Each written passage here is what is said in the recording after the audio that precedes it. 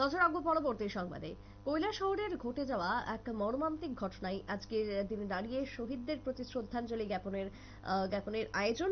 বিশেষ করে 12ই ডিসেম্বর সকলকে সাথে নিয়ে শহীদ স্মরণের সমাবেশ আয়োজন করা হয়। কল্যাণপুর থানার ঢিলছড়া দূরত্বে 1996 সালে ঘটে যাওয়ার ঘটনার পরিপ্রেক্ষিতেই আজকে এই স্মরণ সভার আয়োজন। স্মরণ সভাকে কেন্দ্র করে উপস্থিত ছিলেন বিধানসভার স্পিকার বিশ্ববন্ধু সেন। তিনি কি জানাচ্ছেন, তার কি বক্তব্য উঠে এসেছে, শুনুন।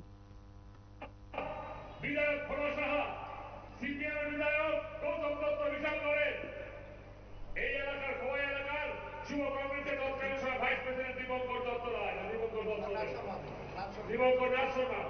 আমরা তখন যুব কংগ্রেস করতাম, দীপঙ্করকে গুলি করে হত্যা করা হয়েছে। আগরতলায় যুব কংগ্রেস সেই সময় তারা শক্তি দিয়ে করতে তাদেরকে গুলি করে খুন করা হয়েছে। দেবলদের কত নাম বলবো, ধর্মনগর থেকে শুরু করে সাবরুম পর্যন্ত একের পর এক হত্যা।